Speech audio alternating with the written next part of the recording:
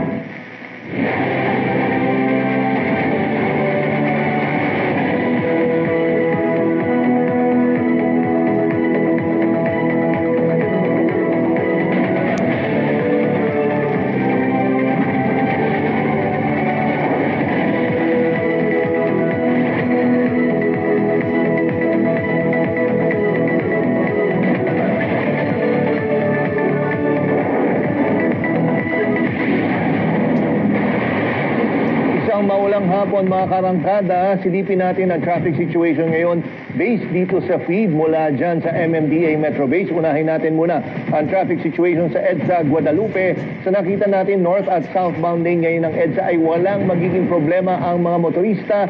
Maluwag ang daloy ng trapiko pero ingat kayo mga nagmamaneho ngayon kasi madulas ang kalsada. Samantala, lipat naman tayo sa east side ng Metro Manila. Ito naman yung Marcos Highway, corner F. Mariano.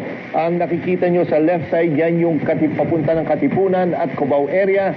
Samantalang nasa right side ng inyong mga screens, yan yung papunta ng Masinag, Cogyo at Antipolo area. Again, mag-ingat kayo, madulas ang kalsada. June 6, 2025, Friday, holiday, long weekend para sa maraming manggagawa. Pero mga balita, hindi nagpapahinga. Tuloy-tuloy ang pag-arangkada. Kasama niyo pa rin kami sa mga kwenta ng bayan at lakas ng masa. Sa ngalan ni Nina Corpus, ako si Jackie Manabat. Bawat komento, pulso ng bayan, importante yan sa amin. Bawat issue, dadaanan natin yan. Kaagapay nyo kami sa mga usaping hindi dapat palampasin. Live tayo sa DZMM Radio Patrol sa Istrenta, 92.3 FM Radio Manila at lahat ng FMR stations sa buong Pilipinas. Gayon din sa Signal TV, Channel 31.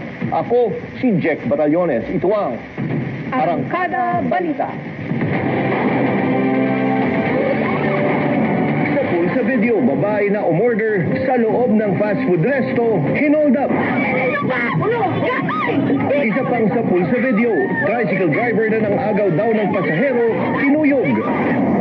Congressman Richard Gomez, kinwestiyon ang umunoy pagkaantala ng repair ng San Juanico Bridge. Buwelta naman ni Congressman Jude Asidre, hindi pondo, kundi implementasyon ang naging problema.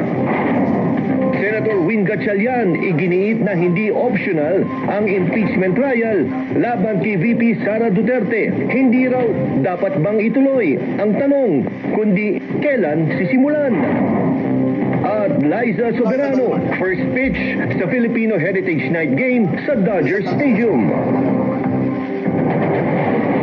Sa video ang pang-hold up ng isang lalaki na customer ng fast food restaurant sa Malabon. Ang gwardyang nagulat, pinagbuksan pa ng pinto ang nagpambunong suspect at biktima.